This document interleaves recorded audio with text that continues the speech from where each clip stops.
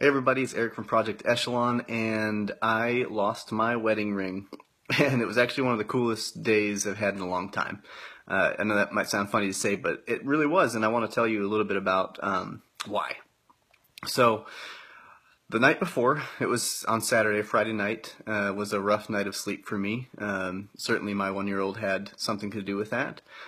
So, not a lot of sleep, and I actually in the middle of the night was like, I'm not going to the beach tomorrow with our friends. And I got up that morning still thinking, like, I don't want to go.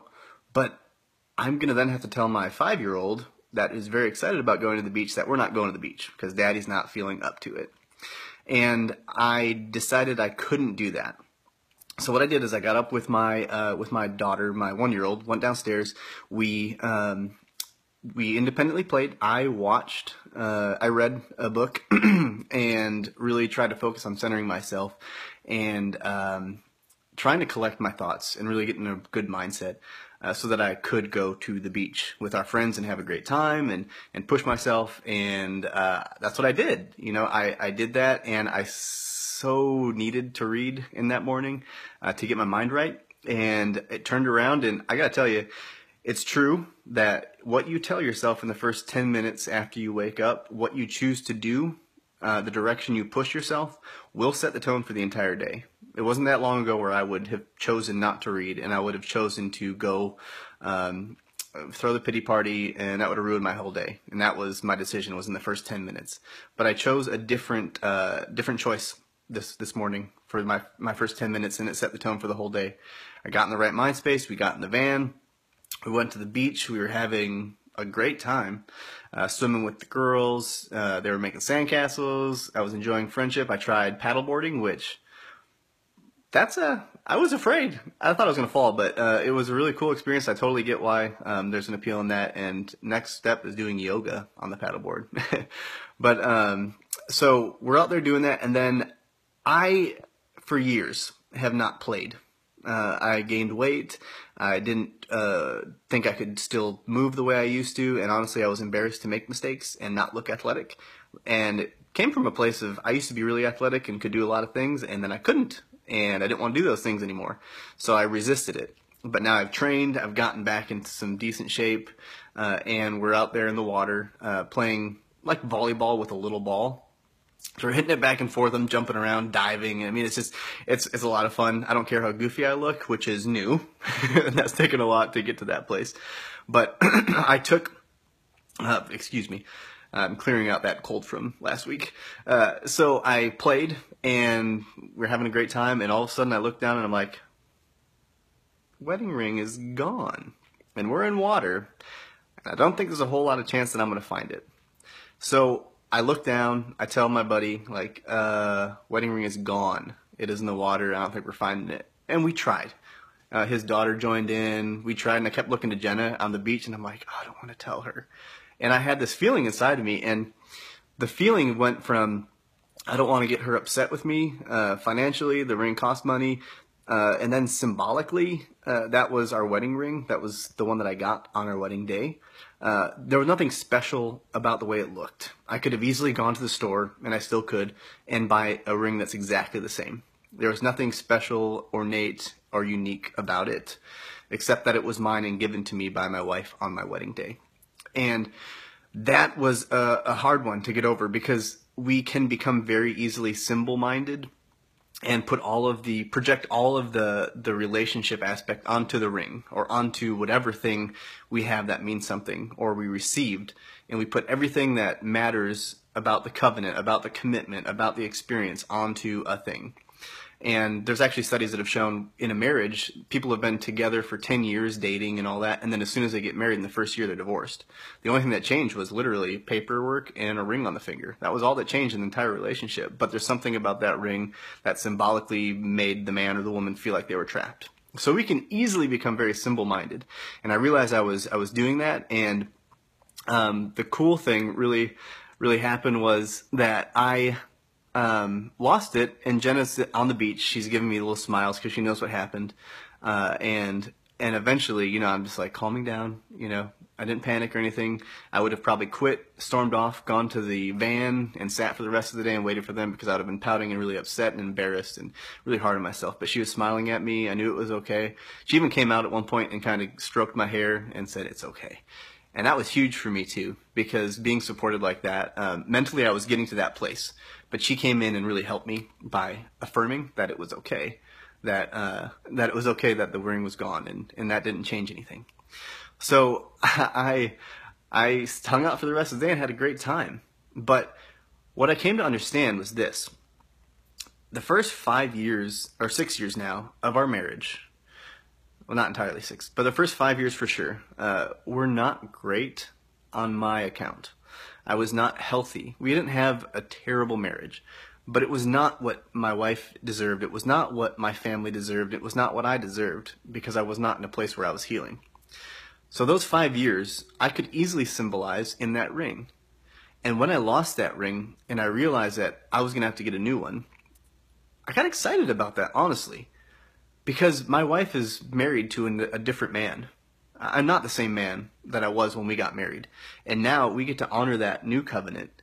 Nothing changed except for I am further along in my healing journey than I was before. And we can honor that with a new ring. The old ring is gone. I have an opportunity to get a new ring and be a new man. And the world will often do this. It's kind of fun when you really can see it and know it for what it is. My wife, at the time that I was about to lose my ring, was talking to her friend and talking about how she had seen a difference in me. Like, your husband, Eric, is different. Like, he seems more, he just seems different. And about that time is when I lost the ring, because they were talking. And it's kind of funny. There's a thing called synchronicity where things, you can call it coincidence, but synchronicity is where things profoundly happen, but they seem not related, but they really are. And what happens is we go on these journeys, we have a calling and we work towards it. And sometimes at the beginning, everything falls into place. You're getting tons of Facebook likes. People are really responding and changing their ways because you're speaking to them. And it's like, yes, this is exactly what I'm supposed to do, because look at the impact I'm having. But that usually only lasts for a little bit, and then all of a sudden all the hardship comes in. People aren't responding anymore. You don't even feel like you're really making a difference. And those are the hard times, and that's where you're being tested. You're being tested because it's not always going to be easy, and it's a test to see, are you really going to fight through the hard times to do this? And you take these little steps forward and keep moving forward. You keep focusing on your healing and what you're doing it for. And it really becomes a test for yourself to see where you're struggling still. So instead of getting hard on yourself, instead of quitting, instead of just calling it quits, just I'm done, start thinking about what it is that's difficult, and is it something that you're willing to put in the work to overcome and really do the digging and look into your shadow and find out, what am I projecting into the universe that is making me feel this way? Why am I blaming this person for why this is happening to me? And that is step by step. There was someone who, I think Robert Bly had mentioned, that it's not a 1-cup drink of the shadow, of these exiled voices, of these suppressed parts that have split off, that we have found to be, by society's standard, inappropriate or evil or wrong or whatever. It's not a 1-cup drink. This is thousands of drinks over time. And I'm just starting to drink. And some people, it's 40 years. You spend 26 years of your life suppressing these things and these feelings, and you have a way of living. And then it takes the next 40 years for you to unbaggage all of that stuff. And I'm on the path to doing it. And losing my wedding ring was a profound showcase to me on so many levels. And it will happen to you too, that as you go out on this healing journey, things are going to happen. And if you look at it from the right perspective, it actually can be a really rewarding experience. Losing the wedding ring was at first sad, and then it became one of the greatest joys I've experienced in a long time, because I'm not the man I used to be, and this is just an opportunity for me to embrace that and to showcase it, and my wife and I get to go ring shopping for me, so that's kind of fun too.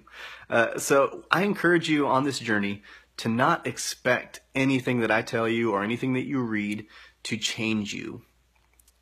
Nothing. You can't watch one of my videos. You can't read a book and say, I get it now, because that puts you in a goal of perfection. Understand that these tools come and these lessons are learned, But then you have to do life, and life comes at you 100 miles a minute, and you're going to fall down. But if you can maintain the focus on driving forward and looking at these perspectives, looking at these things through a different perspective, that's where the change comes in. And I'm excited to share all of these new realizations that I'm having, these things that I'm learning, so I can help you start to learn those things too. So, if you'll give yourself some grace to make some mistakes and realize this is a year after year journey, the rest of your life is going to be this journey, we can make a difference, because what society needs is not more rules or regulations. It's a bunch of people. It's an entire group of people who are willing to do the inner work and stop projecting their own baggage onto other people to blame them for why things are the way they are. It's been a thing that's happened throughout all time. You can look through history and it's everywhere, and we're doing it right now. And I would love to have a talk about what those things are that we're doing and how we're projecting, but we are always going to expect the other group to change, but we're not willing to look and be uncertain about our own certainty and why we are correct. So it happens, everyone's doing it, but the real change comes when we start to do the inner work and start to figure out why we are the way we are, why we believe the way we believe, why we have to be right about everything. I didn't have to come through losing my wedding ring and say, I didn't have to say, like, this is an opportunity for growth for us and a whole new chapter being marked. This means I'm not the person I was, and I'm now the person I'm becoming. I didn't have to choose that. I could have just pouted and been angry and blamed the game that we were playing that I haven't played in years for being the see, this is what happens. This is what happens when I play those games. That's why I don't play them anymore. I knew this would happen, even though I didn't really know it would happen, but it reinforces my own lie that I've told to myself, saying, nope, if I play, stuff happens, bad stuff happens. It reinforces my narrative.